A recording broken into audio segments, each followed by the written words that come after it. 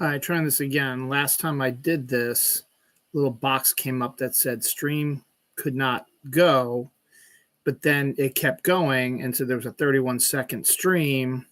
But if it couldn't go, why did you still record it? I have no idea. So hopefully, whatever I turned it off and turned it back on, whatever the issue was, probably uh, uh, stupid ass Musk and his Doge boys fucking around with me. Oh, well, who knows? This is Dylan Knows, episode 601.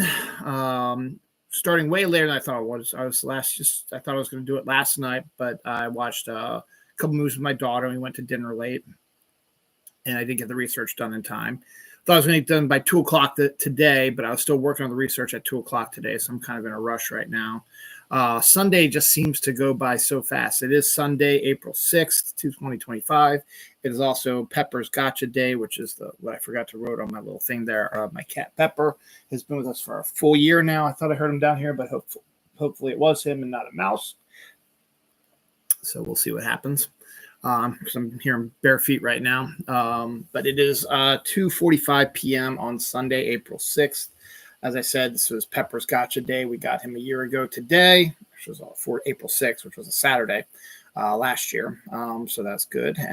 My wife has been camping all weekend. She got back early this morning. My son's been camping all weekend. He is coming back later today. My wife and daughter are driving up to get him and bring him back home.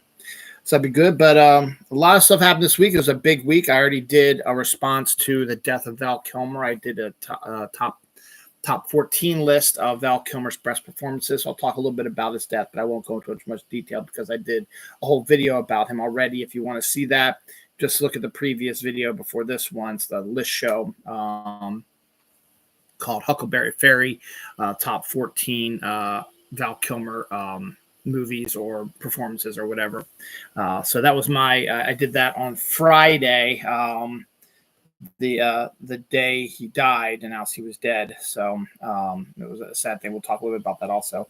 Big news this week was CinemaCon this week. So there's a ton of information about upcoming films and pop culture stuff like that. So I got a ton of that come up here. So there's a big episode this week. And then the Switch 2 was announced. The date is coming out and the games that are on it and stuff like that. That was announced this week also. So we have all that going on. And then on top of that, we had the protest by people who are fighting against this oligarchy that's trying to take over our country. And this oligarchy decided to raise tariffs, which has destroyed our economy and has cut my wife's close to $1 million worth of 401k in half down to $500,000. So I'm reasonably pissed about that, if you can imagine. And when we look into his tariff plans, something really interesting arose that shows how stupid these motherfuckers are. So that's why the name of the episode is the Penguin Tax. We'll get in that in a second.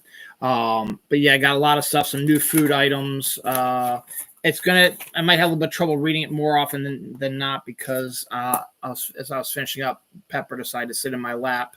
So I was going through my phone and just writing it far away, and it was hard for me to read it and stuff like that. So hopefully I'll be able to read it and things won't come to a standstill.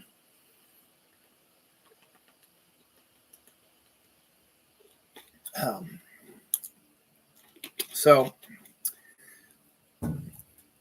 CinemaCon is going to be one of those things that I didn't put them all into one section. They're going to be talked about through the majority of the show. So just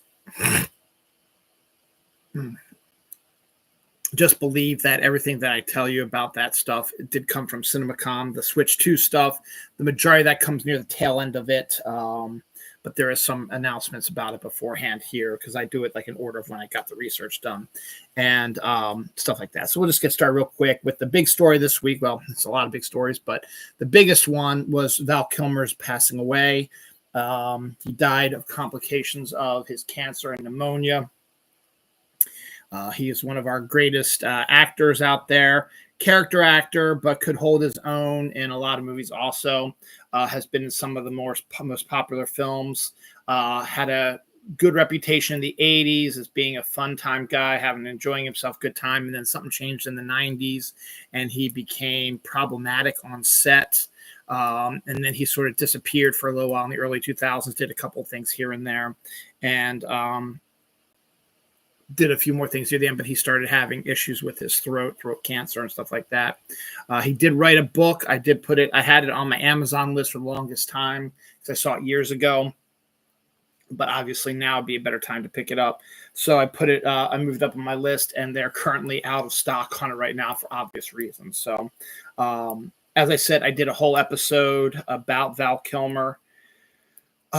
Previous my list show that I did on Friday is all about Val Kilmer and his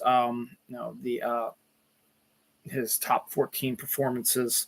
So hopefully you guys will enjoy it. I actually did watch Real Genius on Friday night in homage to him. So that's probably my favorite Val Kilmer movie, though it's not number one, but we're not going to talk about that right now yet. Just watch the show. It's not that long.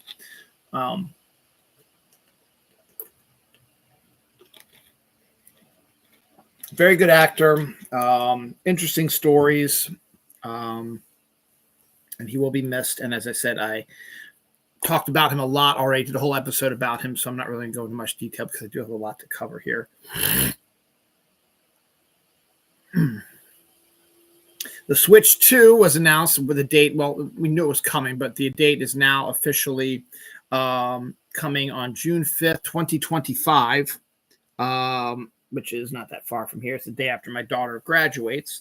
$450, which is a little bit higher than most gaming consoles. But you got to put inflation and the god-awful, stupid, moronic tariffs that have been put in place also, which, in fact, also has caused the pre-orders to be stopped for the game while they deal with this whole tariff issue before they have to decide they might have to raise the price again due to the tariff. So you cannot currently pre-order the Nintendo Switch 2. They'll probably have that coming up here soon, but it is set to debut June 5th, 2025 for $450 as of now, and video games costing $80 to get the actual cartridges, which is also high for video cartridges, and I think maybe $60 if you do it online. So if you just download the game or whatever. So it's your choice how you want to do it. Kind of want to get the Switch 2 because our Switch is really, really old. And there is a new Pokemon game coming at the end of the year, but we'll cover that in a little bit. And that's what the game that my family really, really likes to play. But there are a lot more games coming out and other stuff like that. So we'll talk about the Switch 2. But that was announced this week as well, coming out June 5th, 2025, $450 as of now, $80 cartridges, with a bunch coming out the same day that the Switch does. Because they have been working on this for a while. One Piece collaboration is now said to be coming to Fortnite sooner than later. No announcement yet, but a leak came out that they believe it will be a mini battle pass like they've done in the past before. Probably not during the season, since this season ends in about a month. There might be enough time to do it in this season, but it doesn't quite fit, to me, the theme of this season. The new season doesn't start to May 3rd, which is rumored to be a Star Wars collaboration season, which a collab is fine, but a whole season about Star Wars. I mean, I can do a whole season with Marvel. That's understandable, but a whole season with Star Wars, I'm not sure I can handle that. But we'll see. But to me, the One Piece collab should be something that they do during the summer event that we have usually in July around the time of 4th of July. So by then, you would have about 2 months in of the Star Wars collab, and they usually do about 3 month seasons. So you'd be like smack dab in the middle of the new season, and it'd be a good idea to maybe change things up a little bit and have One Piece show up during the summer event in July. But we'll see what happens. There are still 2 more updates to this season coming up, so they may decide to do it this season, but I'm not anticipating that right now. But it is. A leak has been put in place. It is in the works. There's going to be 4 skins, they say. So we will keep an eye out for that.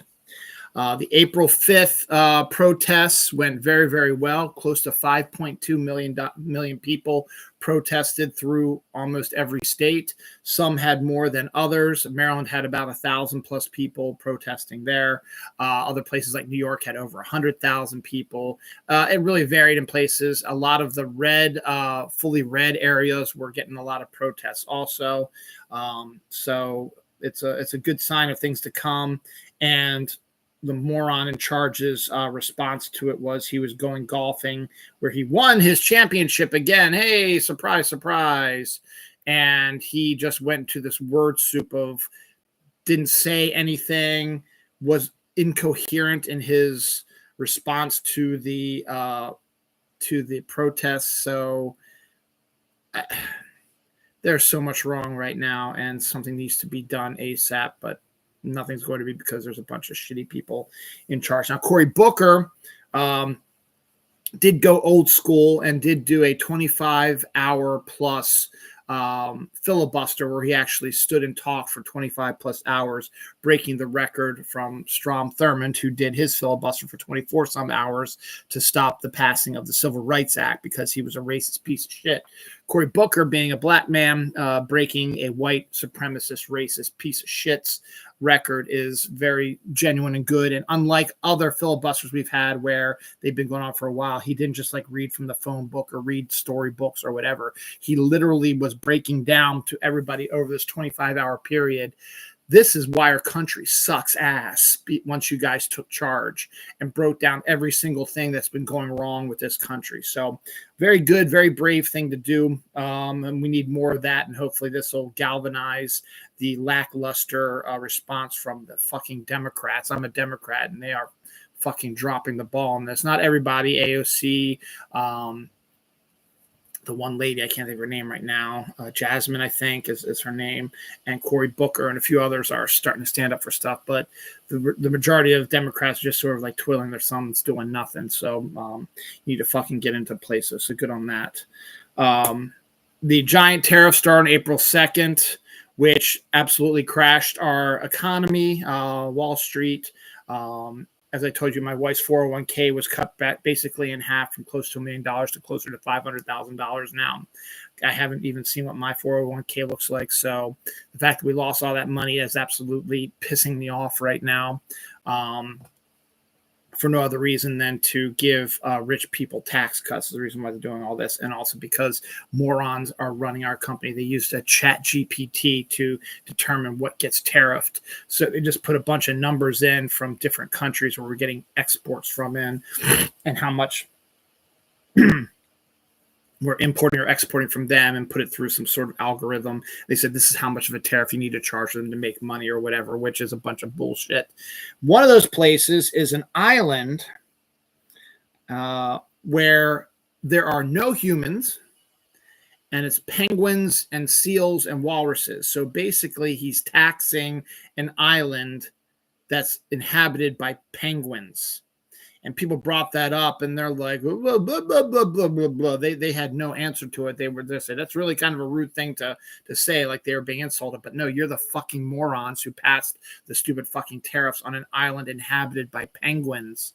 And as always, the internet wins with that. So all the penguin rebellion sort of memes and AI pictures and stuff like that started rolling out here, and they're fucking hilarious. So I gotta love that too.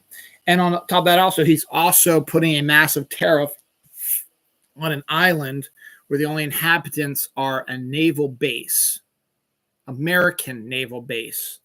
So he's tariffing his own people because he's a fucking moron and has no idea what he's doing. And Elon Musk has finally come out and has started to say that, maybe we should step back from those. Yeah, probably because you crash the economy so that your rich buddies can buy up all the stock, and then you take the tariffs off, and then the stock market rises and you make a shit ton of more money while we lose all of our shit because we're not getting our 401k money back, you sons of bitches. You just literally stole it from us. So fuck you, you assholes. You should burn in fucking hell, and I hope somebody takes your dumbasses out sooner than later. So fuck you. that's the extent of what I'm going to do talking about this sort of shit. But it had to be said that this is a fucking ridiculous people in charge taxing penguins who have no importing or exporting to our country, but just because we're put into numbers. Absolutely pisses me off. This weekend was a good one. I'm switching gears now. This one was a good weekend for me, movie watching wise. I've been lax in my movie watching lately. That's going to change this summer when I'm going to take a whole week off in late June, early July for 4th of July week. And I'm basically going to become a couch potato. I might play some Fortnite in there. And I might, if it's nice weather, I might go out and touch grass a little bit. But my main goal is I want to watch so many fucking movies while my family is not at home, so I can watch it from dusk till dawn, or dawn till dusk, I should say. Get up when I want to. So I might need to get myself up early if I want to start watch as many movies as I want to. And I have lists of what I'm going to see. I know I'm not going to touch probably most of these that I've written down, but I do have a lot of stuff, and you'll be hearing about that on my shows when we get to June and July and stuff like that. Also, we'll have to do a show during that week. And then 4th of July, my uncle is going to have his annual family party. That's on a Friday. My family will not be back yet. So just me be there at that, but I'll get out of the house for that. And as I said, I might do some Pokemon stuff just to keep things going. And I might need to go to the grocery store a couple times or go order pizza or something like that. But my goal is to watch a ton more movies. But I made up for it. On Friday, I watched Real Genius and Ghostbusters. My daughter wanted to watch Ghostbusters, so we did, both of which I had on 4K, which I had not opened yet. So we actually got to see them on 4K on my 4K DVD player, which was awesome. It looked great, looked beautiful. Then Saturday, and my daughter went to see the Minecraft movie on Friday. She enjoyed it immensely, and we'll talk about that in a little bit. It's doing very well. I got to tell you that. Then Saturday, we went to go see Princess Mononoke in IMAX at AMC. And I hadn't seen the movie since it came out in 97, 27,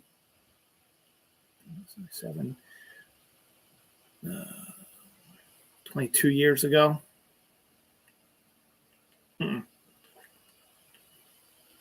28 years ago. And I didn't like it when I saw it originally in 97. So I bought the DVD because I want to keep all of Miyazaki's stuff. And maybe I'd go back and revisit it, but I never did. And then I saw it was going to be in IMAX. And my daughter is a huge anime fan. I asked her if she wanted to go, and she said yes. So we went and saw it. And still didn't love it. Don't hate it. Still didn't love it. Still think it's good, not great. My daughter seems to agree with me on that. It's good, but not great. And it's really hard to put a finger on it, why we feel that way. The ending is still kind of a little bit of a mess. The shades of gray of almost all the characters is a little off-putting. You know, in movies, you kind of want to have a villain, be it like in The Martian, surviving on a harsh world by yourself, or a giant shark eating people, or the Joker gassing people, or a serial killer. You want to have a villain but there were really no villains. It was more of a not analogy, but more of a discussion about environment, and also ultimate absolute power corrupts absolutely sort of stuff, which is, for nowadays, is a good message to have. There's just something about it.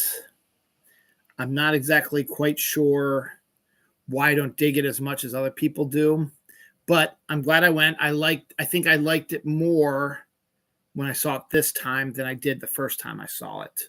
But honestly, I can't remember what my feelings were 28 years ago. So we'll see what happens. But so we did that one. And then we watched Batman Begins, which I hadn't seen in a while, but I've been dying to see it. It's been some time, and I hadn't seen it in a while. And I had that in 4K as well. And I forgot how good of a movie that is.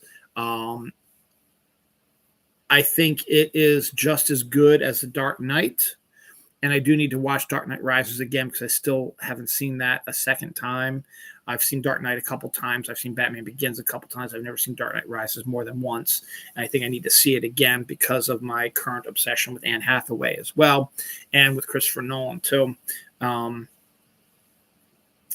I still think I remember parts of it. And I remember why I didn't like it, and they're still going to be there. And I still think they're going to piss me off, and I still think I'm not going to enjoy it that much. But I think I don't. I find it horrible that I can't remember Anne Hathaway's Catwoman role all that much, and I'd like to see I just kind of refresh my memory a little bit on that as well.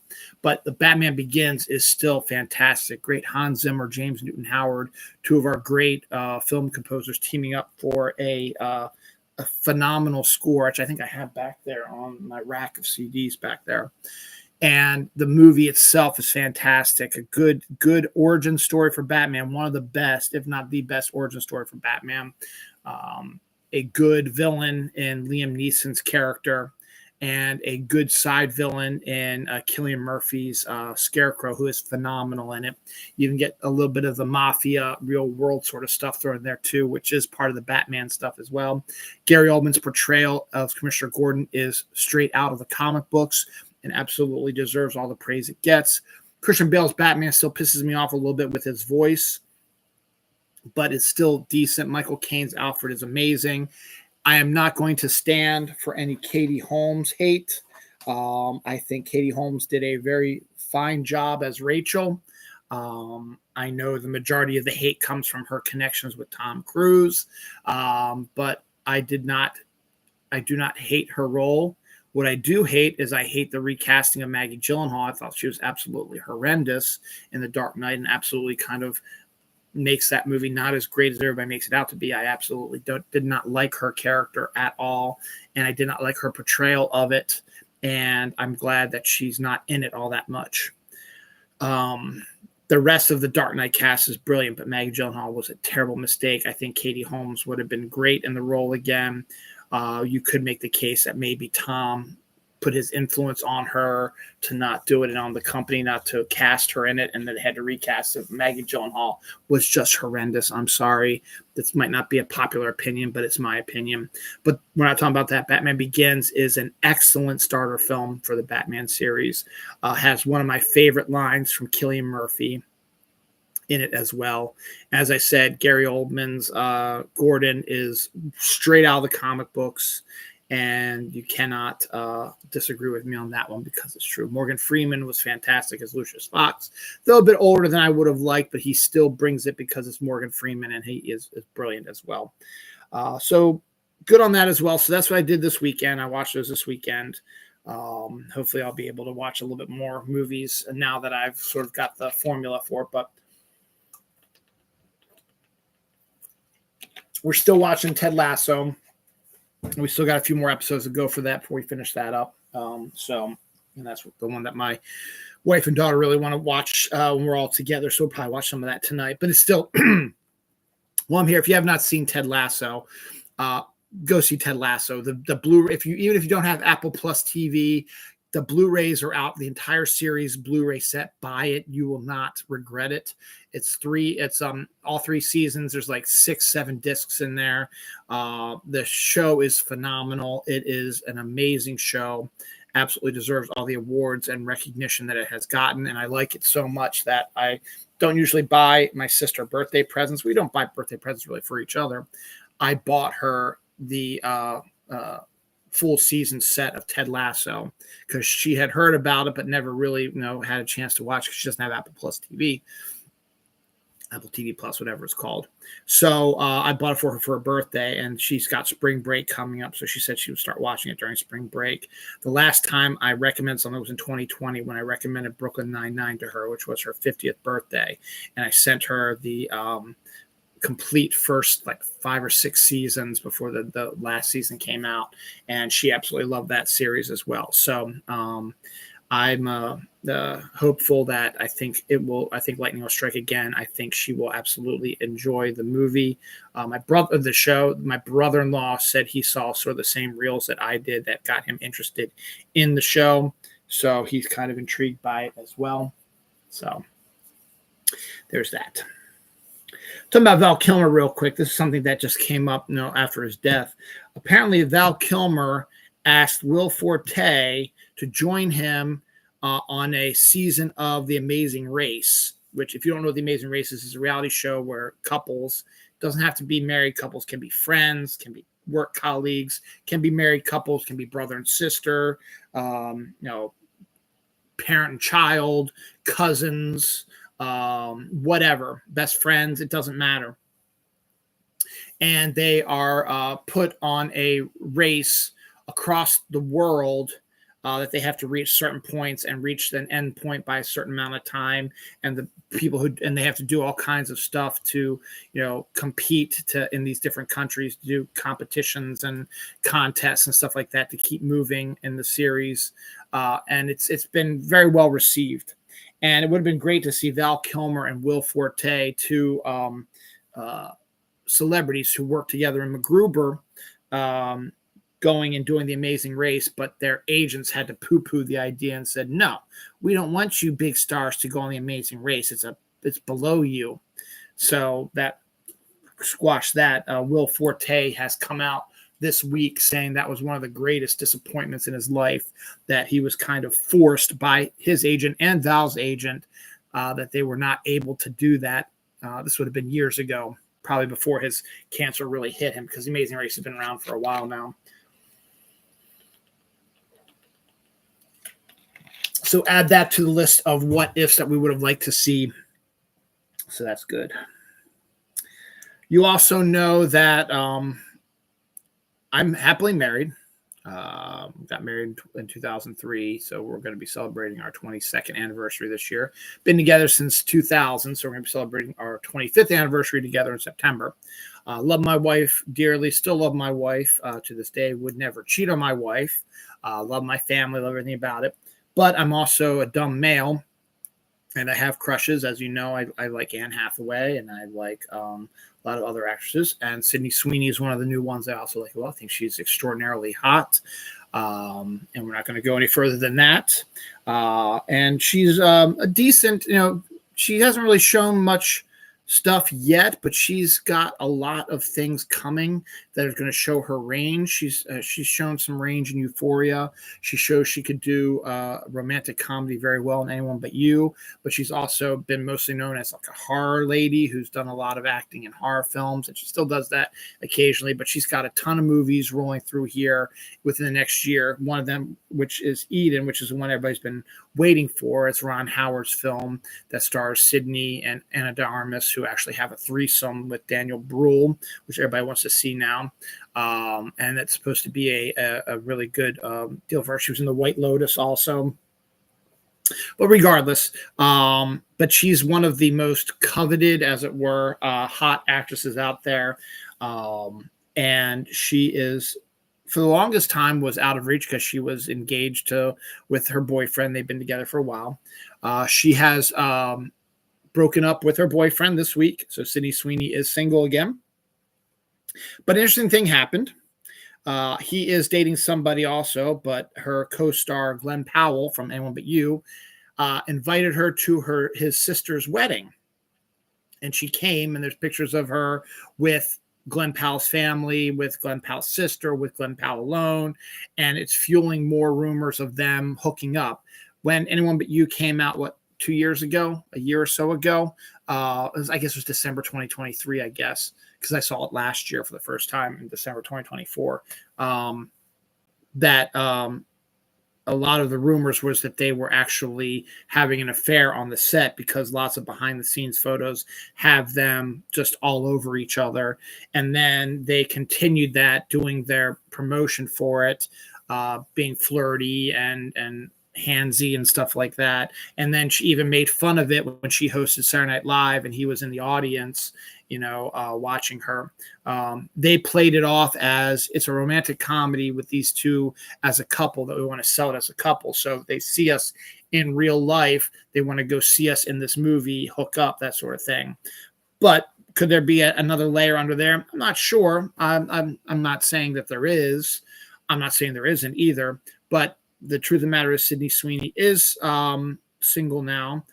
So you think there's a chance? No fucking, there's no way. You just greasy ass motherfuckers who lust over her gorgeous pictures, hoping that, hey, if I just go to her, she's going to hook up with me. No, dude, she's not going to. Seriously, she wants to now be free for a little bit.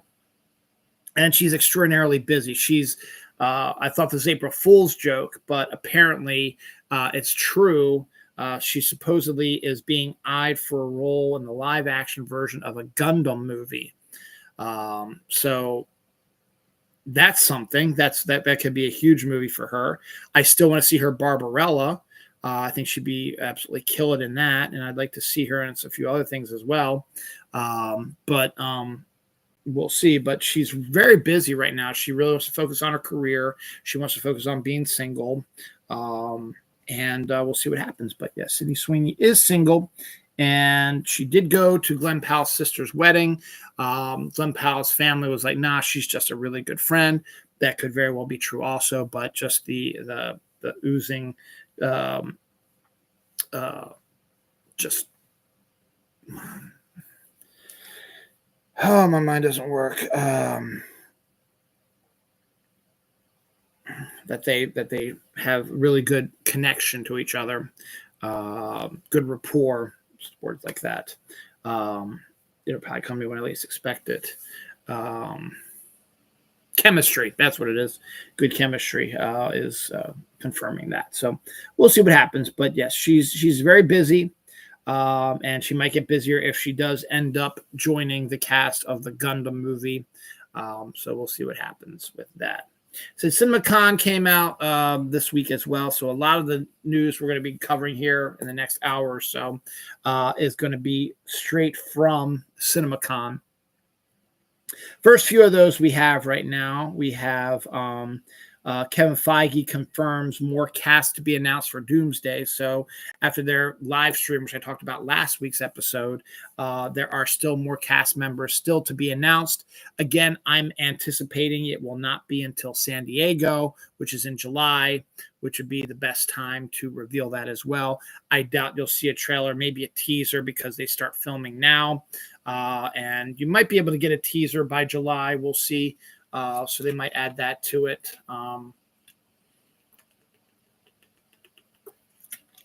But yes, they are announcing that there will be more cast members to be announced. They just ran out of time during their live stream, I guess.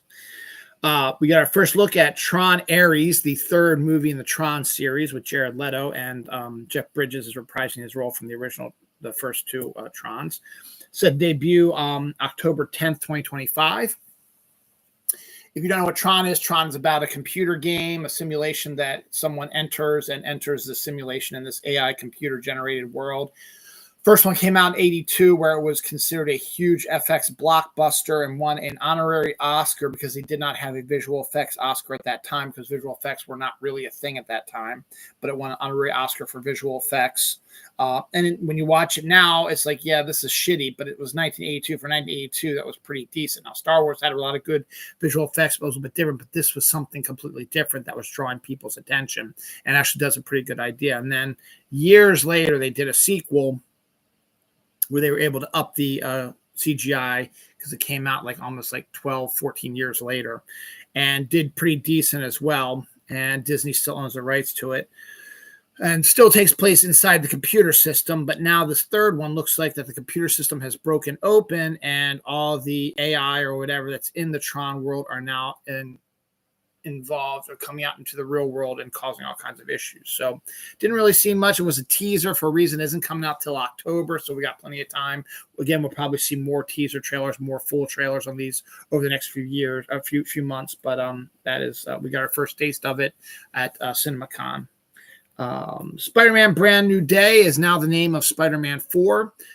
Rumors are also abounding that a casting notice went up for a 30-year-old Asian gentleman. And if that is true, Brand New Day is a play on the rebooting of Spider-Man Marvel did way back after the One More Day, which was a terrible storyline, by the way. But Brand New Day was just a way to revitalize Spider-Man. And one of the characters that was created in there was Mr. Negative, a 30-year-old Asian man. So rumors are abounding now that Mr. Negative may be one of the bad guys in Spider-Man Brand New Day. So that will be the new title for the new Spider-Man movie. It is set to debut, I believe, July 31st, 2026. It will be a kind of a sequel to Doomsday.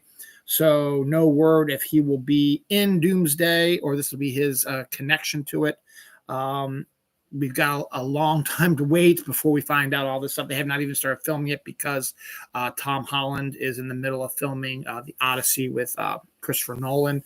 So he probably will not be free for at least a couple more months to start filming this. So it probably won't even start filming probably till the summer. So we'll see what happens.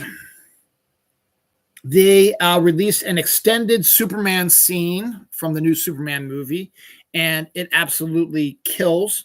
And I'm going to go off on a little bit of a rant here right now real quick, but let's cover what it's about. Basically, it extends the scene that we saw from the trailer where Superman crashes into the Arctic and he's all bruised and battered and bleeding and is not very good. And then he whistles. And then in the trailer, we see Crypto, the dog, coming, and then he says home, and Crypto drags him to the Fortress of Solitude.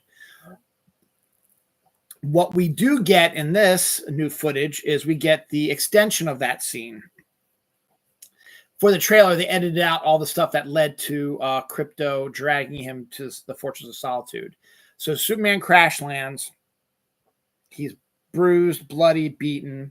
He blows a whistle. Crypto comes running, but Crypto, being a dog, really doesn't have any awareness, believes that when he whistles, it means it's playtime. So Crypto starts jumping on the hurt, damaged Superman, which is honestly, it's funny as hell. And Superman is suffering, and he's every time he goes to stop, trying to get him to stop. But the dog keeps like biting him and attacking him in playful manner, like dogs do when you're playing with your dog. And eventually he's able to convince Crypto to drag him to the Fortress of Solitude. So we see him drag him to the Fortress of Solitude, and then he barks, and the Fortress of Solitude opens, and his robot helpers come out. One of them is voiced by Alan Tudyk. Comes out, and they lift Superman up, and they do an examination of him. He's got like broken bones, he's got kidney failure, he's got all kinds of issues. So they say the only way that he can be cured is extended beams of sunlight, and you'll be a whole lot better. So it shows him being put on a slab, and then they put these mirrors out, and they just shoot this sunbeam onto him, and he starts crying in pain from the sunlight. And then it cuts to the rest of the trailer that we've seen already with no new footage, just the stuff we've already seen before, and that's your footage. So they send the footage, just that sequence with him at the Fortress of Solitude. I haven't said his name in a few weeks, but I have to. To me, Zack Snyder is still the devil. He's still the Donald Trump of fandoms. He has a fan base which is hugely toxic, who does fake critical reviews of other movies that are not Zack Snyder's, so that it'll reduce their Rotten Tomato scores, because Rotten Tomato is an untrustworthy website as well, because they can't differentiate between real reviews and fake ones written by toxic fans whose god is Zack Snyder. And they go after people who badmouth Zack Snyder's movies, his oeuvre, all that stuff. And you'd think that a well-meaning director would tell them, hey, you need to chill out a little bit. There's no reason for you to do this. No, he encourages them to attack people. And he himself has also added fake reviews to movies to make his movies look a whole lot better than they are. And the whole world knew about this, and then it's just sort of just disappeared. No one even brings it up again. Luckily, his goddamn Rebel Planet bullshit, whatever, Rebel Yell movies, whatever, stunk up so bad that Netflix is like, yeah, we're not going to really do much else with you on this. And so that was that. But you've got those people who believe that Henry Cavill is God as well and deserves to be Superman, even though he's way too old for it now. And honestly, his role was shitty in the Snyder movies. if another director got him early on, if someone other than Snyder did it, then Henry Cavill probably would have been a fine Superman, but he's not the greatest Superman of all time. And I'm not saying this one is either, but they are attacking this movie already because they want it to fail, because they want it to fail so badly that Warner Brothers will see how badly it fails. And they'll say, but you see, Zack Snyder stuff did so well, you ought to bring him back and make him do stuff. That would be the worst fucking thing to do, because Zack Snyder destroyed the Disney cinematic universe. And luckily the WB knows, but the WB is all fucked up anyway, so who knows about that. But they're not going to give James Gunn a second. You're going to see a ton of bad reviews dropping on this, but I think the footage we've seen so far and what the vibes people have been seeing about, there have been some early reviews of it, and you've got the toxic fan base still saying that it's shitty, but there's a lot more people out there saying, yeah, it's actually a pretty goddamn good movie with some pretty good cameo roles that have not even been announced yet. So I'm going to go see it. I'm going to actually go see it twice, actually, because I've already taken the day off to see it opening day. And then my daughter wants to see it, and none of her friends really want to see it either. So she has to go with me, and she won't be back from her summer camp job until that weekend, that Saturday. So we'll see it that Saturday night when she gets back. If my wife and son are in town, maybe we can get them to come as well. And so I'm going to see it twice. And if I get my wife and son to come with us, that's four more tickets to go to help boost its making its money. I think it's going to be a really good movie. And the thing is, what's really good about also is that James Gunn has a rabid fan base also, but it's not as nearly as toxic as Zack Snyder's is. So we're going to have a little bit of a nice battle. I think Superman's going to do well. I don't know if it's going to be the biggest movie of the summer. I still don't know what that is yet. I'm going to have to make that determination soon, because I've got less than a month before I got to do my summer movie preview, which I'm excited to do here soon. But what they're saying now is, after they've been seeing this video of the extended clip from Superman, the toxic bros, Snyder bros, are saying, why is sunlight hurting Superman? He's destroying, James Gunn is destroying Superman. You need to bring Zack Snyder back. Why is he hurt? Why is he bleeding? That doesn't really happen. First, I watched the same stuff you did multiple times, actually, to get myself prepped for this show. He's grunting and howling in pain when the sunlight hits him because it's healing him. It's not some sort of magic thing where the sun is going to come and it's just all of a sudden it's going to, his whole skin is just, his whole body is going to get well. It has to mend the bones. It has to fix his liver and intestines and all that stuff. It's not just going to magically say, okay, you're healed. No, it's going to reform the shit, and that shit is going to fucking hurt. Have you ever tried to fucking regrow bones? You can only imagine how bad that is. Have you watched Harry fucking Potter? I know that's fake also. I know you can't regrow bones, but just imagine bones growing or repairing themselves without a cast. You have a fracture in it and it's sealing itself up. It's going to hurt like fucking hell. Your liver, your intestines, it's like gushy stuff down there. You feel that pain when you're healing. When you're healing, can't you feel the pain? Doesn't it hurt sometimes when you're healing? Sunlight is not hurting him. It is healing him. And while it's healing him, it's regrowing bones and regrowing stuff. The stuff is, the skin is, the skin's regrowing, the atoms, whatever. It's going to hurt a fucking lot.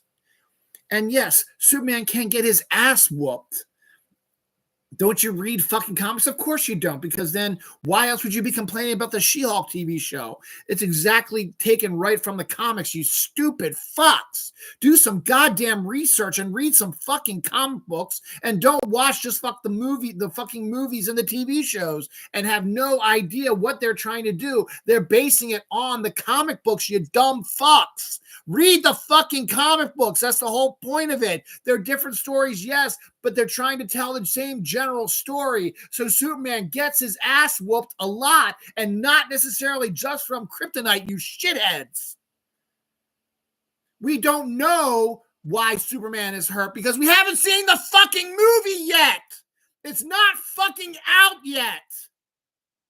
Why the fuck do you need to know what's wrong with him now when you can wait to see it in the fucking movie? They're not going to reveal every goddamn thing in the trailer because you guys complain about it all the time. You reveal too much in the trailer, so why should I watch the fucking movie? Now you're saying you didn't reveal enough, so why the fuck should I watch the movie? Because you're stupid, cheap motherfuckers! Fuck you!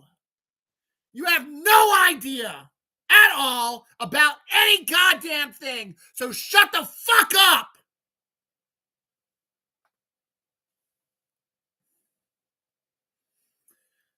I'm glad nobody was watching during that, but hopefully in the playback, maybe I'll get some people's view going there. I didn't want to go that far, but it just, that sort of stuff pisses me off. And it's also all the shit that's going on in our country right now because these same fucking toxic assholes are the same toxic fucking assholes who are trying to find reason for all the fucking crazy ass bullshit that's going on right now.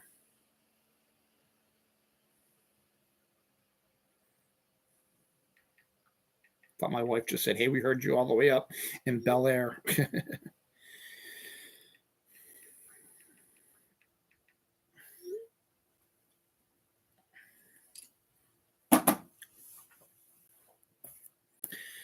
What else? I'm not going to talk about that anymore. So here's some good news. Spider-Man Beyond the Spider-Verse, the third part of the Spider-Verse animated trilogy. I'm sorry, Pepper. Did I wake you up? Am I yelling?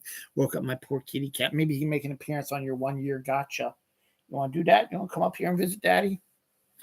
So the third part in the Spider-Verse animated trilogy, the first two have made a shit ton of money. This one's going to make a shit ton of money also, and they're also very good movies.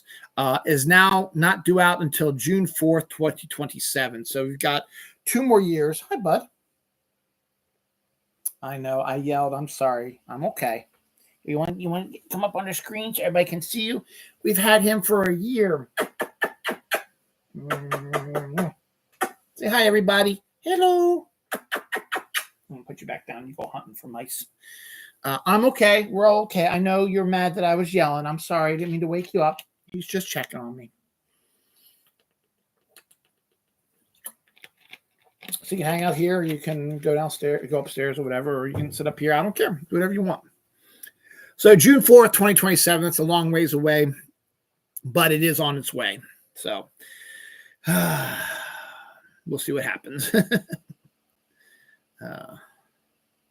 Also at CinemaCon, they had our first look at the Smashing Machine, which is Mark Weir's.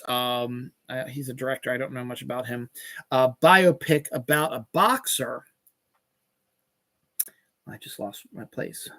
There it is. And it stars The Rock. And the first picture they have of it is, it doesn't even fucking look like The Rock.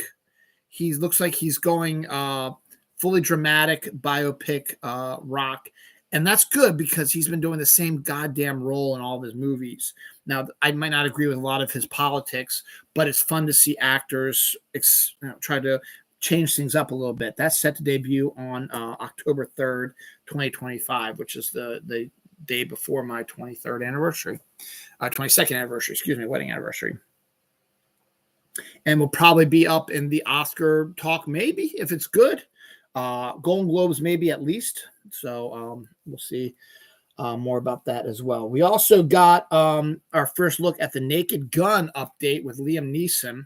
And I call it an update because we get our first trailer and our first poster for it. We learn in the trailer that Liam Neeson's Frank Drebin is the son of Leslie Nielsen's Frank Drebin. So he's Frank Drebin Jr. And we learned that it's going to be a lot less of it's going to be sort of a combination of like the original Naked Gun and Sledgehammer, which is a TV show that tried to play it seriously but had goofy stuff happen, but not like the parody stuff that they did in the Naked Gun. What we've seen so far is the trailer starts off with a bank robbery in process. These guys take over the bank. They're holding hostages. They're shooting guns. They're punching out people and stuff like that. Police come surround it. There's helicopters. There's guns drawn. They're trying to have a good old standoff.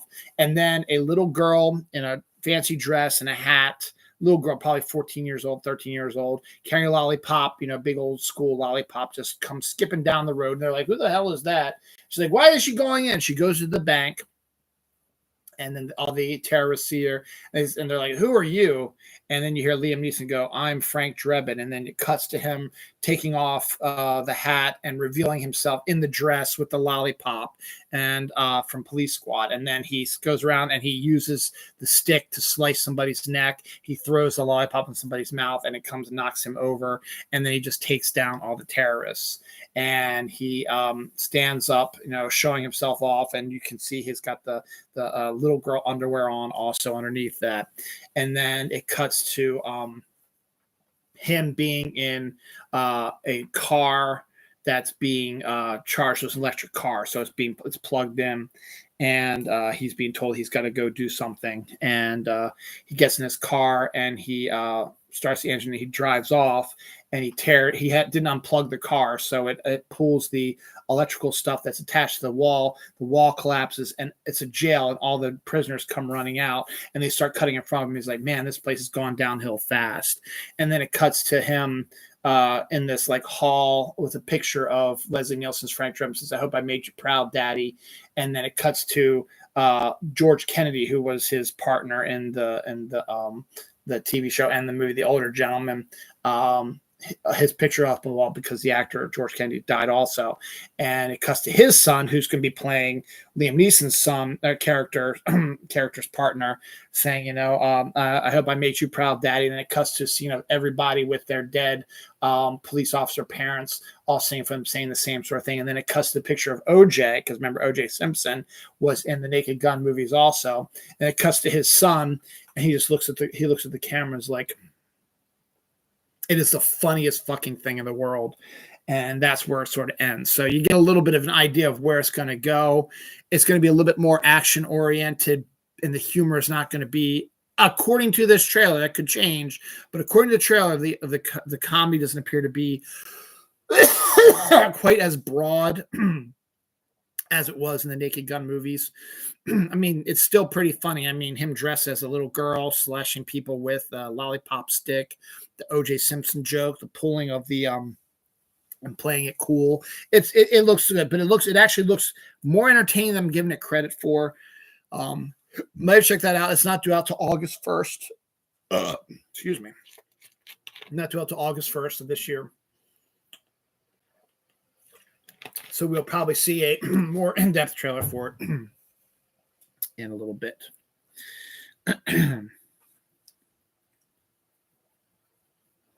We also get our first look at Predator Badlands, which is the follow-up to Predator Prey. And everybody thought it was going to be, the Predator going to the Badlands in Kansas, like during the 1800s or whatever. No, according to the footage that they showed, it basically seems like it's some sort of post-apocalyptic world, either Earth or Predator homeworld or some other alien location, whatever. And there's a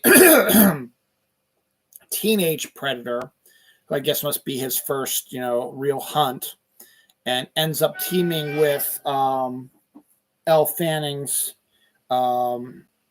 character, who is older,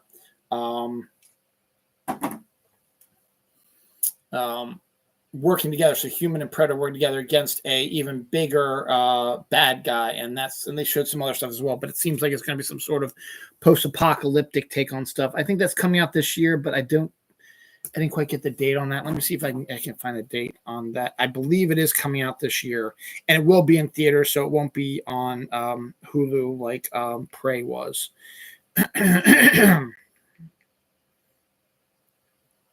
Yeah, 2025. They have it coming out November 7th, 2025. So should be pretty good.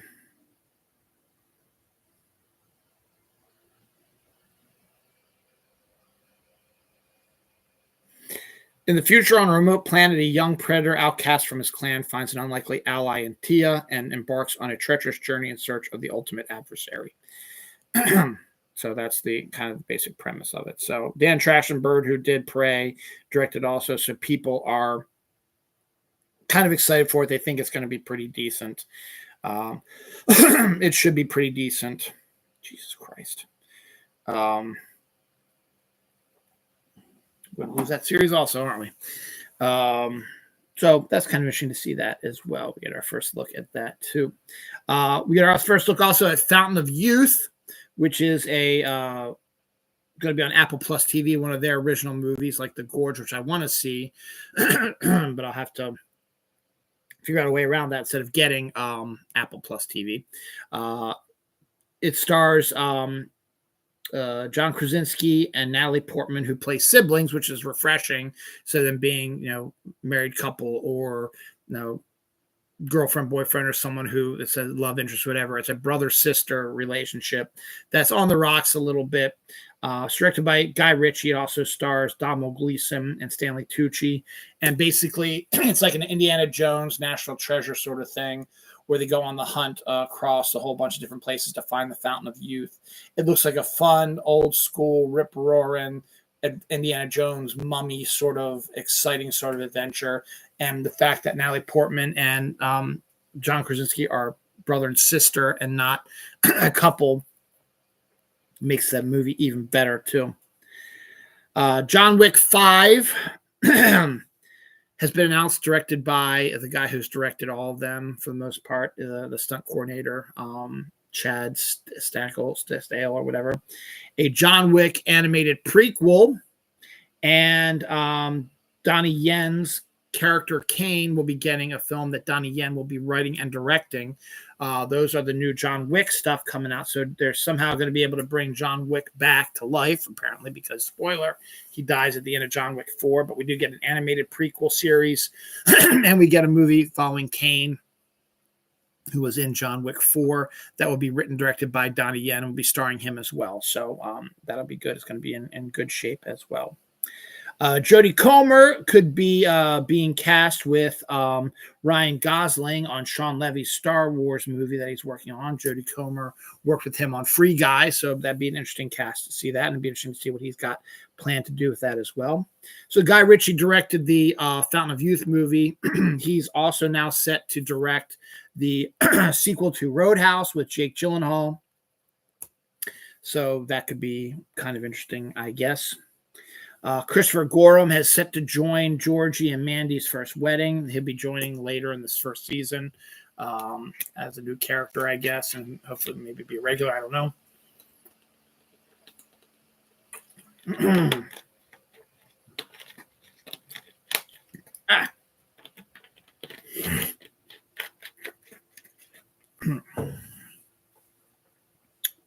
Grey's Anatomy has been renewed for a 22nd season. Jesus Christ.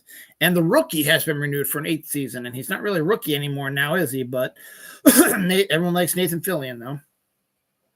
The Simpsons, Family Guy, Bob's Burgers, and American Dad have all been renewed for 4 seasons. Not 1, not 2, not 3.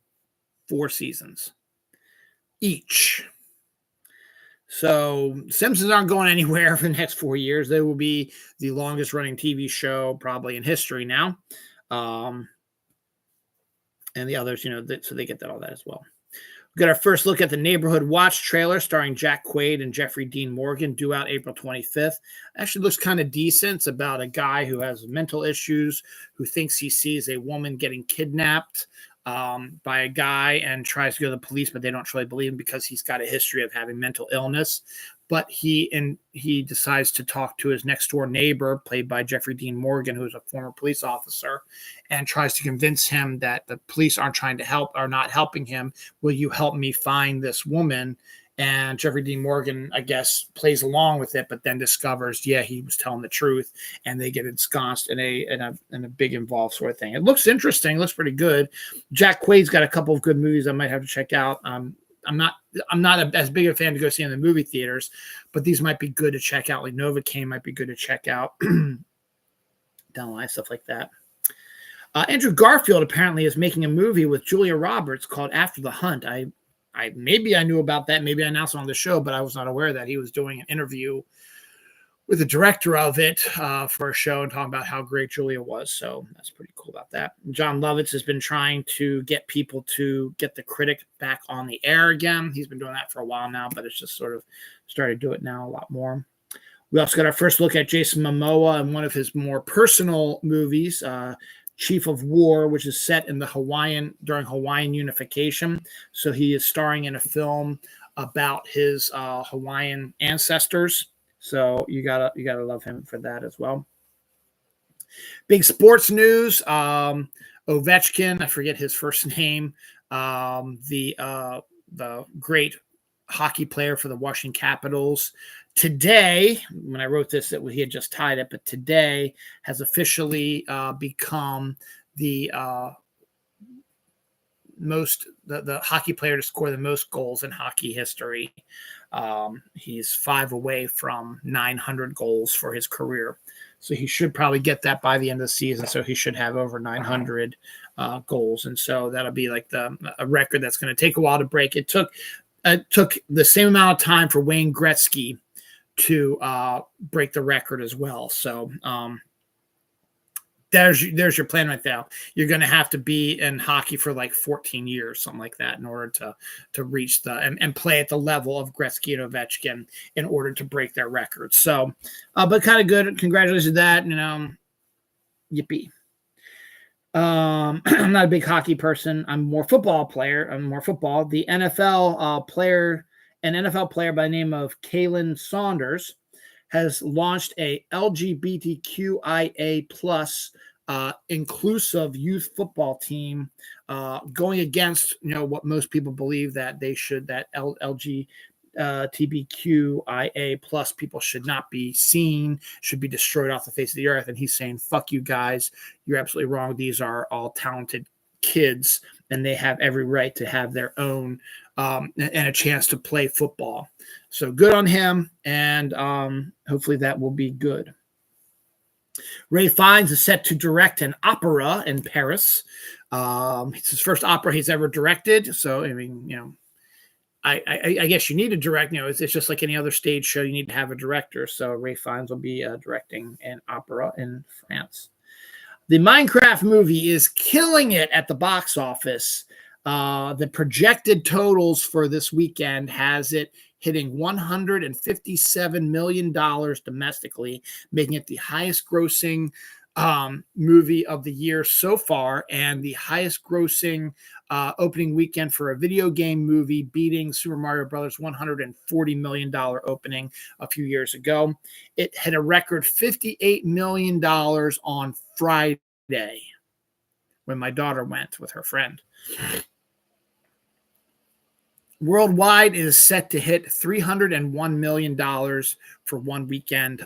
So this could very well, there's not really a lot of movies coming up over the next few weeks that I think are going to give it much of a competition. So I would not be surprised if Minecraft hits the $1 billion mark here in the next couple of weeks. Obviously, the next possible movie that could screw it up is probably going to be Thunderbolts, which is due out May 2nd. But here we are, April 6th. That's still a long ways away. But right now, there is nothing on April's schedule that I'm thinking of. Maybe Sinners. Sinners might be able to knock it off of first place, but is not going to make nearly as much money as this. That's the only thing I can think of possibly.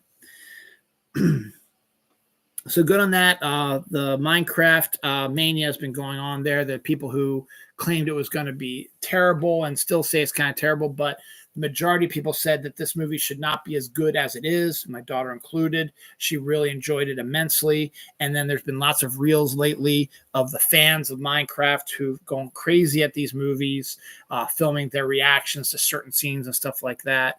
And it's not going anywhere, and it's going to make a shit ton of money, and I'm glad it can fuck the haters off as well. So good on that. Now, April 5th was this week, and April 5th that was yesterday, actually, is a very interesting date because it's First Contact Day in the world of Star Trek. April 5th, 2063 is when the Vulcans landed on Earth and discovered that Earth is ready for the next advancement in space travel. It is portrayed in the Star Trek movie, Star Trek First Contact, one of the best Star Trek movies of all time.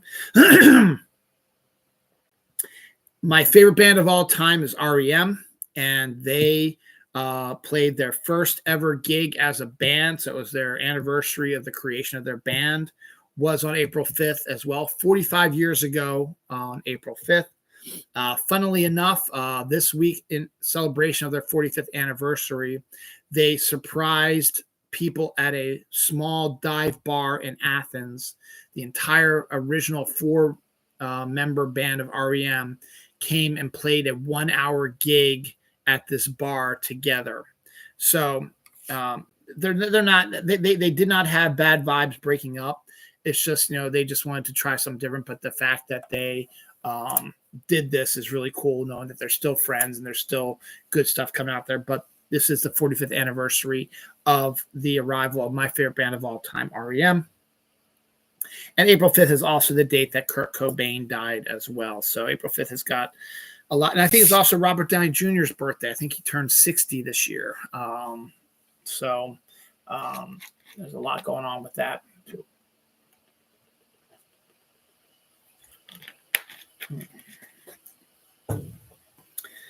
Other anniversaries, we have Van Wilder, that introduced the world to Ryan Reynolds, debuted 23 years ago this week. And besides Val Kilmer, another death we had was Betty Webb, a World War II code breaker, died at the age of 101 years old this week as well. All right. Oh, I'm at the yellow page. So I'm on my last section of my notepad. So once I do that, I will have to get a new notepad. The first notepad episode was 538. I wonder if I can get to 638 before I have to change out the, or at least 637 before I have to change out my notebook. So we'll find out. Yeah, I already talked about that. Boom.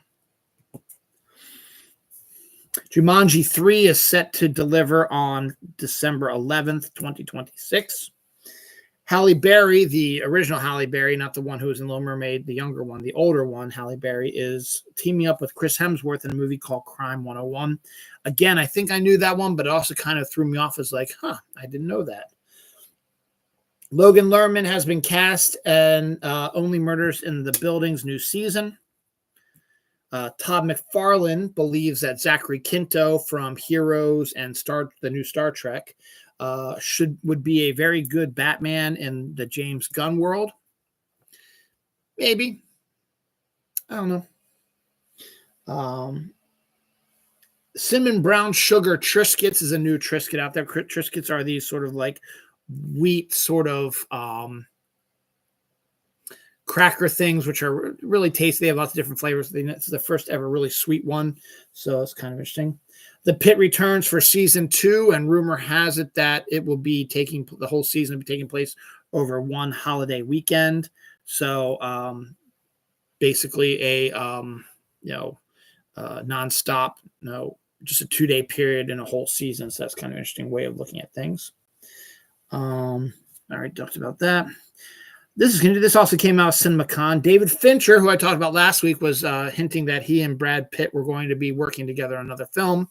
Well, we may have discovered it. And this, again, I thought was an April Fool's joke, but again, has been picked up by multiple people now after April Fool's Day and was announced at CinemaCon. David Fincher is set to direct a sequel to Quentin Tarantino's Once Upon a Time in Hollywood. And Quentin is writing the script for the sequel to Once Upon a Time in Hollywood. They say that Netflix bought it for $20.5 million. So it's probably going to be a Netflix thing. And David Fincher says it's going to focus on Brad Pitt's character, the stuntman. But Leonardo DiCaprio is in talks to reprise his role as well. It won't be as big as it was in Once Upon a Time in Hollywood. Who knows if Margot Robbie's been reached out to yet either. And it should be interesting to see what they plan on doing with this. But Quentin is writing the screenplay for it, and he's always been kind of obsessed with Once Upon a Time in Hollywood. And I think he's hurting himself because he thinks that this is probably one of his best movies he's ever made. And he's kind of wishing that it would have been the one he made as his last film, because he makes only 10 films. That was his number 9 film, so he's got to come up with a 10th film that will surpass his love for Once Upon a Time in Hollywood. We thought we had it with the movie critic, but he turned out that it wasn't vibing with him as much, so he has shelved the movie critic, and now it's just kind of looking for something that'll reach out to him to for him to direct. But before he does all that, and that doesn't mean he still says that he's going to stop directing movies, but it's not going to stop him from doing TV shows. So he might end up creating his own TV show and stuff like that. But the fact that he will be writing the screenplay for Once Upon a Time in Hollywood 2, or whatever it's called, David Fincher is directing it. It's a pretty good decision, I think, and we'll have to wait and see how this all works out. But good on that. Pierce Brosnan has said that he probably could play James Bond one more time if they needed him to. I guess if they were in a pinch and they needed to get a James Bond movie out there and time was running out, whatever, he said he could probably do another one in a pinch if need be. It might be kind of fascinating to do. We already saw Daniel Craig's final James Bond thing, but it might be kind of interesting to see one last Bond adventure with Pierce Brosnan, who survived for so long, and either being called out of retirement to assist another 007 and sort of maybe switch it to, sort of pass it to the next generation, or more proof that 007 is not just one person, but a different people all the time. So if it wouldn't be bad to see him do a more grown-up sort of Logan-esque sort of Bond film. Pierce Brosnan probably would be the best one to do that. So we'll see what happens with that. An American YouTuber was arrested after he visited a remote island tribe and left a can of Diet Coke there. You must have seen The Gods Must Be Crazy, which is a movie that came out in the 80s about a hidden African tribe that discovers a empty Coke bottle in their landing in their territory, which they've never seen before, and they don't know what Coke is, they don't know what the bottle is, and they believe it came from the gods because it came from the sky, and apparently there's like some sort of airplane dumped it out or something like that. So, blood. Am I bloody now? Bloody hell. Nice. I just clipped off my, had a scab and it started to bleed again. Awesome. It was itchy. It was okay. So I guess he saw The Gods Must Be Crazy and thought, hey, let me see what happens when I do this. But you just don't do that shit, man.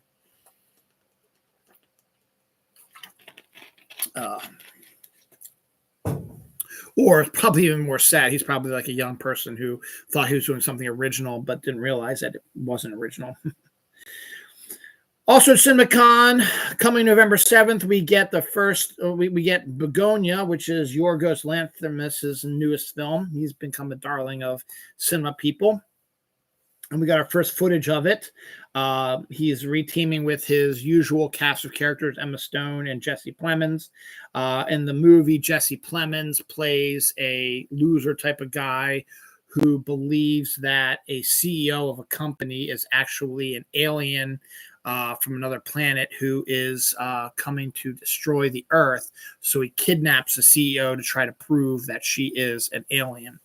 The shot that they showed, because Yorgos is an insane guy like that, is a close-up of Jesse Plemons shaving Emma Stone's head, and Emma Stone having this look on her face like she's not entirely human.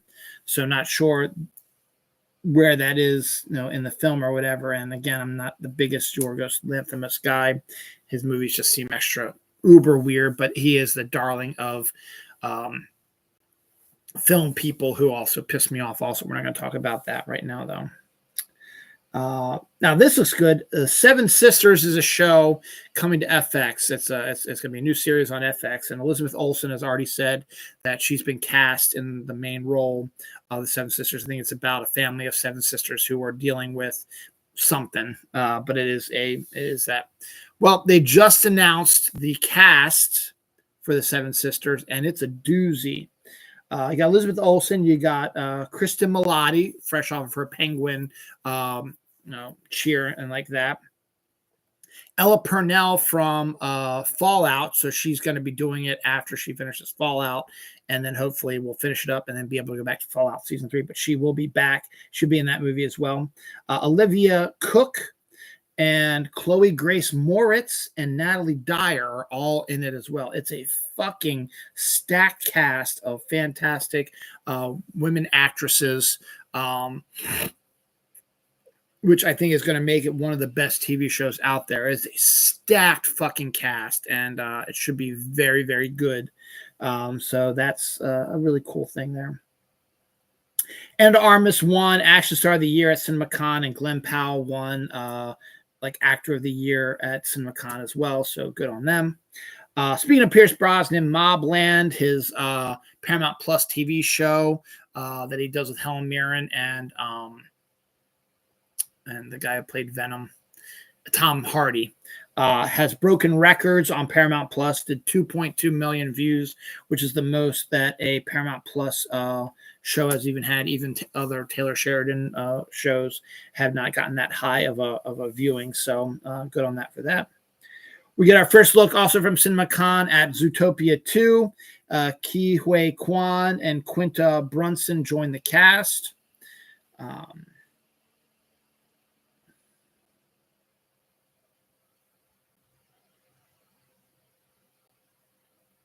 Everything else is not CinemaCon related. Eminem is now a grandfather. His daughter gave birth to a son. So good on that. The Perseverance rover on Mars captured 2 dust storms merging into one. So that's kind of cool to see that. Ireland's most haunted house is up for sale. So if you want to live in Ireland's most haunted house, go ahead and buy it. Kylie Kelsey has had her 4th daughter with Jason Kelsey named Finn. She introduced Finn to the world via her podcast, which was a really kind of cool thing to do. And then she showed up again on Jason and Travis's podcast as well. So that's pretty cool. Tom King, a comic book writer who's written Batman and a bunch of other stuff as well, has written an indie comic called Love Everlasting. Sony has picked it up for either a movie or a show. Room producer who did the Room with Brie Larson, and also has cast 2 writers to, I guess it must be a TV show then, to be in the writer's room, who are fairly well off and seem to have a good career, stuff like that. So this could be a decent film Sony's going to be working on, or a TV show rather, that Sony's going to be working on. So good on that for him. A 100-year-old female tortoise gave birth for the first time to babies, and the father is another 100-year-old tortoise. So it's kind of cool that they stayed within their age range. Another couple deaths here. We have Dylan Grant, a 24-year-old bull rider who died during a bull riding competition after being gored by a bull. Robert McGinnis, who is an artist who created the iconic James Bond posters from the 1960s. Robert Trebar, who was a actor in Hercules, The Legendary Journeys, Adventures, whatever, died at the age of 71. Anniversary, Spies Like Us, the Dan Aykroyd, Chevy Chase, John Landis film, is 40 years old. It's actually funny as hell. It's really, really good. And Dan Aykroyd teams up with his actual wife, Donna Dixon, in the film as well. A Quiet Place came out 7 years ago this week. Speaking of married couples, Emily Blunt and John Krasinski, in a John Krasinski directed film, came out 7 years ago this week. Chasing Amy, Kevin Smith's probably one of his better films. Still Dogma, still his best film, but Chasing Amy, which got a lot of Oscar buzz also, is 28 years old this week. Camden Yards, my downtown baseball team, a baseball stadium, debuted this week, debuted today, 33 years ago. So good on that. The Orioles are presently getting their brains beat in. They are a shitty team this year. And they're getting ready to lose this series to the Royals, and they're going to come back home next week. So there's that. All right, I got 2.5 more pages. Jesus. This is going to be a long one, folks, but I'll try to blow through it here. Meryl Streep is set to voice Aslan in Greta Gerwig's Narnia film. Go ahead, call it woke, whatever. I don't care. She's got a good voice. And Aslan is basically God, so you really don't know. Liam Neeson did a good job in the original one, but I think Meryl Streep will do just as fine as well. Some Switch 2 info.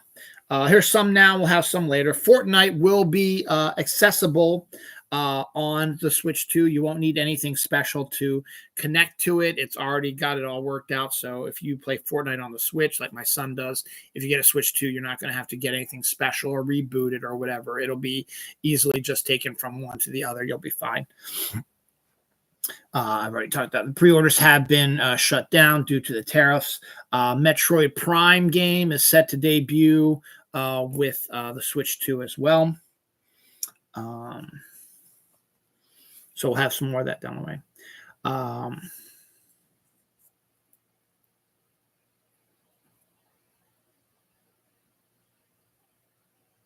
Shifting Gears gets a second season. That's the Tim Allen new show.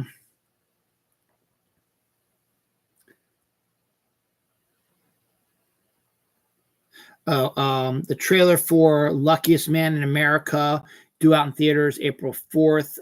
Debuted this week as well. It's about the Press Your Luck scandal. The guy who's able to skip every whammy in that show due to an audience participation sort of thing.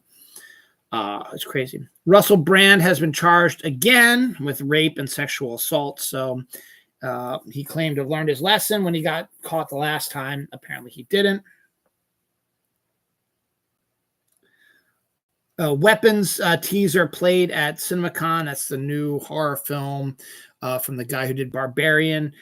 Basic premise seems that every child in this town or whatever gets up out of bed at 2:17 a.m. and leaves their house and goes into the woods. And they say the footage appears to be they are walking into the woods into the arms of what looks to be a female clown. So that'll be great. People look forward to that. That's coming out later this year. Group Chat gets picked up on Hulu as a TV series starring La Anthony from Kenya Brown, and Kim Kardashian. The Phineas and Ferb trailer, the new season debuts June 6th for more fun activities for the Phineas and Ferb summertime fun. Fubar Season 2 is set for June 12th. That's Arnold Schwarzenegger returning for the second season of his spy comedy show, where he'd be going up against Carrie-Anne Moss in this season as his bad guy.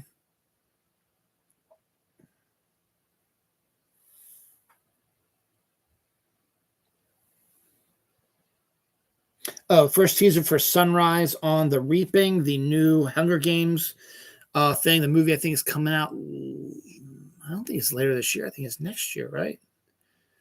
I think they started casting yet. I think it's coming out next year. But the book came out this year. But they did get their first teaser that it is going to be done. Primitive War is one of these B movies that has a very interesting premise. It's like takes place during the Vietnam War, and let's just say dinosaurs appear and start getting involved in the Vietnam War. That's what your B movie is all about. Redwood is a new Broadway show starring Idina Menzel, who made Wicked hugely famous on Broadway. So Redwood is about the Redwood Forest.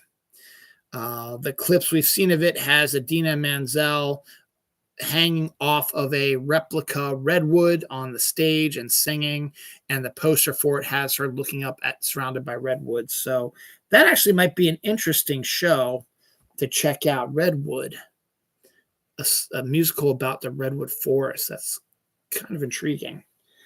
Live action How to Train Your Dragon is got some reviews already. That's getting very positive reviews. A lot of people were thinking that with these live action adaptations of animated films, we're going to get trash, but they're saying that it actually has retains the heart of the animated series and is very well done. And because it's looking more and more like it's going to be a huge hit, they've already greenlit a sequel. So live action How to Train Your Dragon 2 was announced at CinemaCon. So you'll be seeing a sequel to it probably by 2027, 2028, depending. So we also get our first look at the Phoenician Scheme. It's more of a violent film that has Benicio del Toro starring on it by the guy who did Asteroid City, and I forget his name right now. And we also get our first look at Downton Abbey, the final legacy or whatever. It's the final piece in the Downton Abbey stuff. Will be a movie coming out later on. Also, during CinemaCon, we got looks at the first trailer for Five Nights at Freddy 2, due out December 5th. Black Phone 2, due out October 17th. Didn't get really much information about that, but pretty much a lot of the same cast is coming back, so they got to figure out how they're going to bring back Ethan Hawke, but he is in it. And then Megan 2.0, set to release June 27th, also got more discussion as well. Switch 2, drag and drive. You can use both Joy-Cons in this new game called Drag and Drive. So that's a new thing you'll be able to do with the Switch 2. Antoine Fuqua's Michael Jackson biopic, which I'm dying to see, has got so much going on with it that it may be split up into 2 movies. So we'll see how that's actually going to go, but that's an interesting thing. As I've been saying, I've been watching Ted Lasso and enjoying the show. One of the best characters on there is Juno Temple, who plays Keely. She is set to headline the new A24 TV show, The Husbands, but they're saying that it should not interfere with her reprising her role in Ted Lasso season 4, which is currently being filmed right now. So that's good for that. Bring Her Back trailer. I did not watch that, but it did come out this week.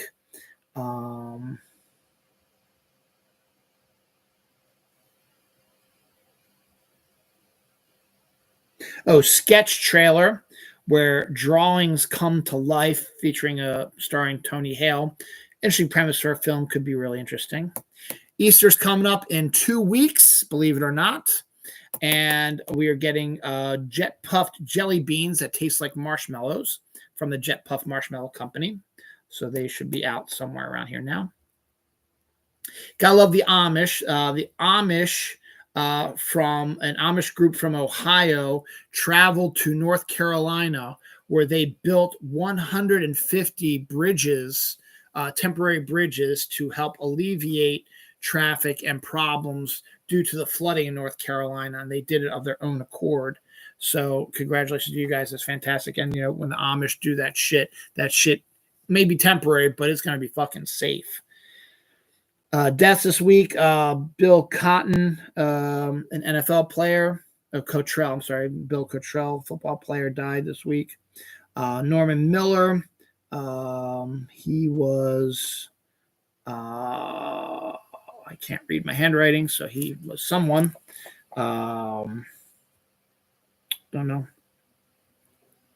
Larry Teasler, who was the inventor of cut, copy, and paste keys, died at the age of 74. Anniversaries: Captain America Winter Soldier, 11 years ago this week. Phone Booth, 23 years ago this week. 2001, 57 years ago this week. Pitch Black, 25 years ago this week. Pokemon Legacies A to Z is set to come out on the Switch 2 later this year, probably closer to Christmas.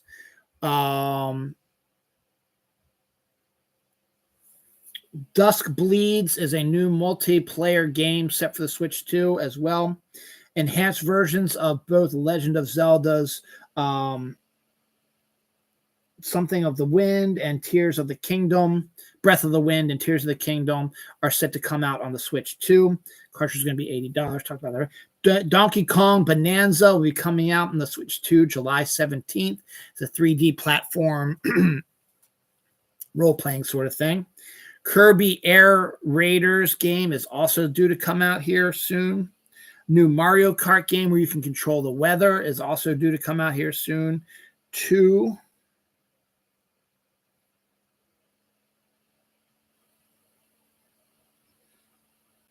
That's it for there. Hooters has declared bankruptcy. That was expected. Black Mirror season 7 set to debut April 10th on Netflix, which is in 4 days. I forget the director's name. Shit.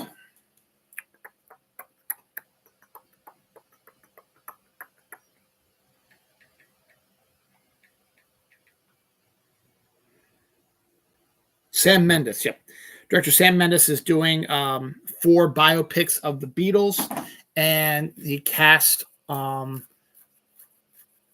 He announced the cast at CinemaCon, and they will be each getting their own biopics. You're going to get a biopic with John, a biopic with George, a biopic with Paul, and a biopic with Ringo. So they're all going to be their own separate movies that's going to focus on that specific Beatle.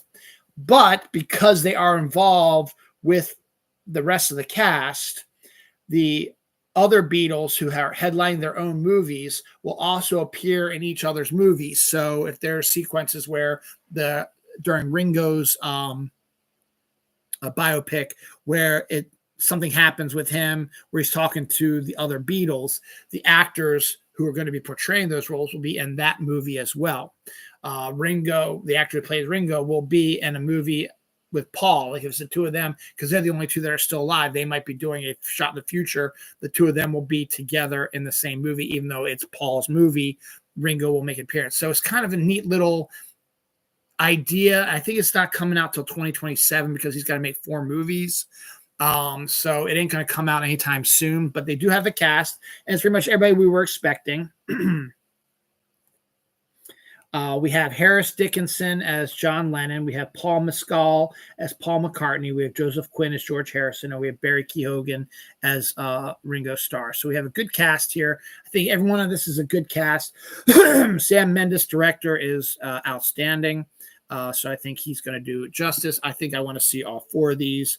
I think it'll be a very interesting experiment to see how they're actually going to do it. But we have to wait a couple years for that to happen. So come back here in a few years. We'll talk about it later. One other Switch 2 thing I missed. Super Mario Party Jamboree is a new Super Mario Party, obviously, movie in there as well. That'll be coming up for the Switch 2.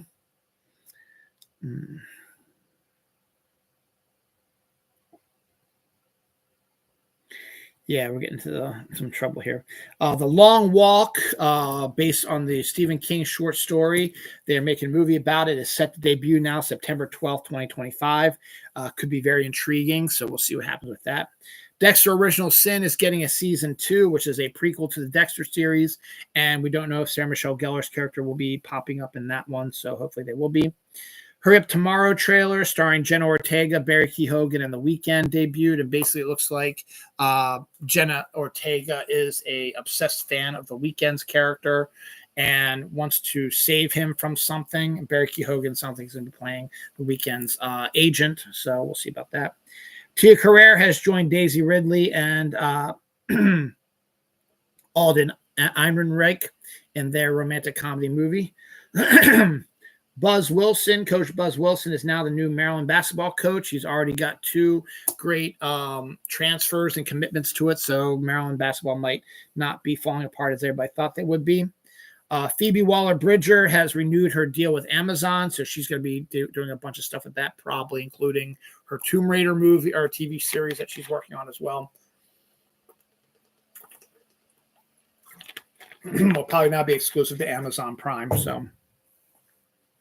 Miley Shapiro may be playing Carrie in Mike Flanagan's Carrie prequel series he's working on.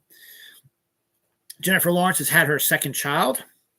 The NFL apparently is going to be making Christmas now be just like Thanksgiving with 3 NFL games during the Christmas day, 2 on Netflix and 1 on Amazon.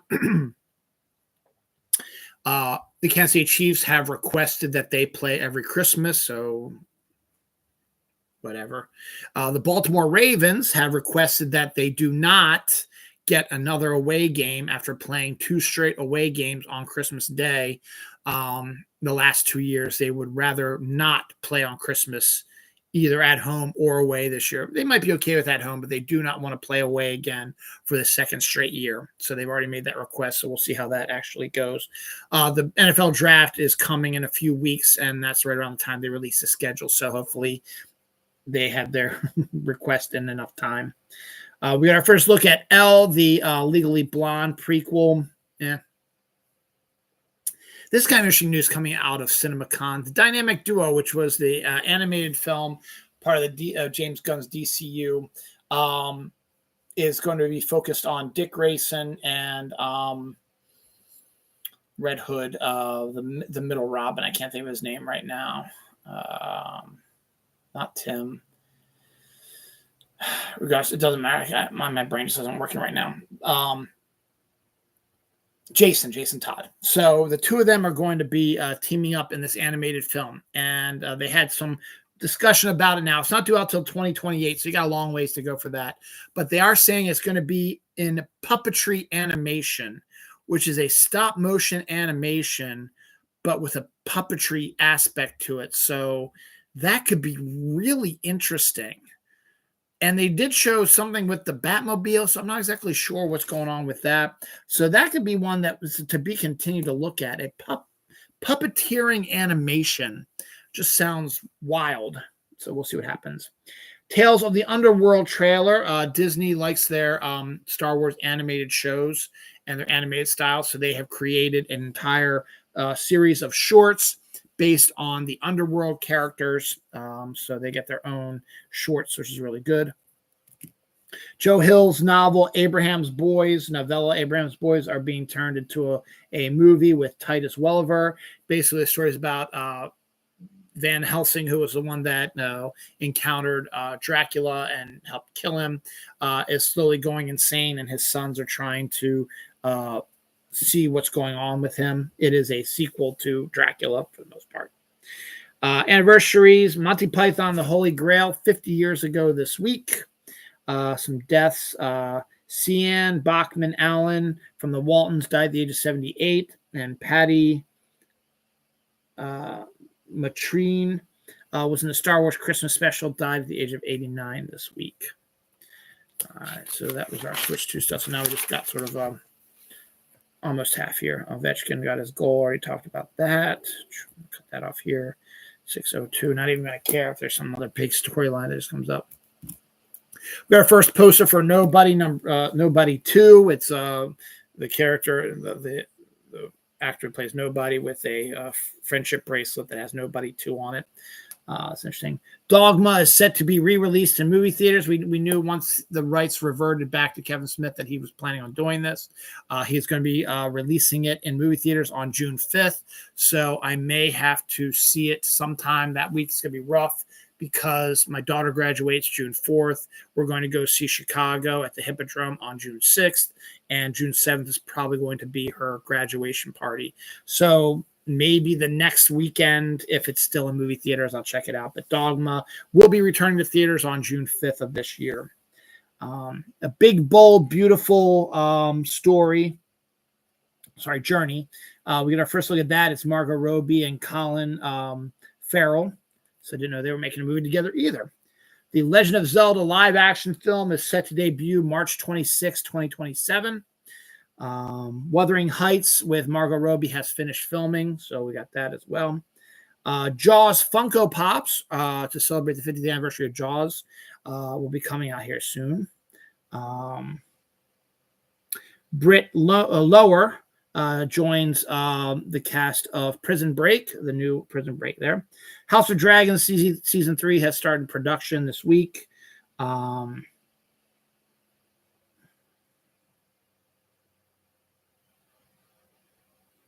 Nathan Fillion has joined the cast of Lanterns, reprising his role of Guy Gardner from the Superman movie. So that is going to be sort of a connective thread between the movies and the TV show. So that's kind of good to see that. Shailene Whaley has joined the cast of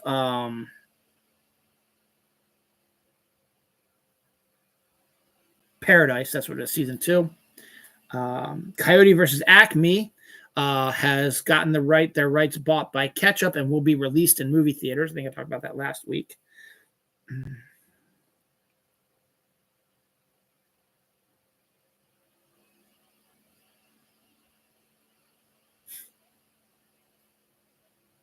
I can't read these last two. Oh, Jason Momoa is be back reprising his role from Dune in Dune 3. He wasn't in Dune 2, but he will be in Dune 3. And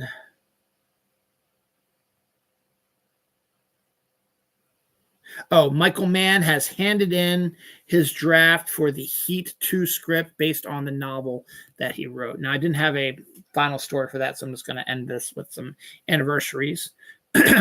Spy Kids came out 24 years ago this week. I think I talked about that last week. Tommy Boy came out 30 years ago this week. Heathers came out 37 years ago this week. Something else came out 26 years ago this week. I cannot read that one. And the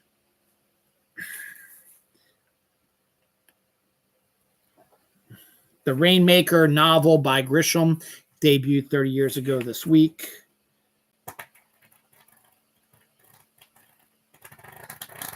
I really can't read these. I told you these last few ones are going to be tough. Sin City, there we go. Debuted 20 years ago this week. Something came out 17 years ago this week. And something came out 26 years ago this week. I'm not concerned about those. So I'm just going to end that here because I really don't have the time to do it because my family should be home any second now. Thank you for watching on this extended version of Dylan Knows. Sorry for the late start and for the false start with the problems we had earlier. Next week, as I said, I can't think of really anything major that's coming up this week. It's the last week of school for my kids before spring break. So they're going to have spring break here soon. I don't think there's like any major movies or any major storylines that are coming out. So that should be about it. So other than that, I can't think of anything else. Let me just one last breeze through here. Yep. Alex Ovechkin broke Wayne Gretzky's record playing in the same amount of games. So 1,487 games. If you want to break Ovechkin's record or tie Gretzky's record, you've got to play 1,487 games and score as much as they have. So that's kind of interesting.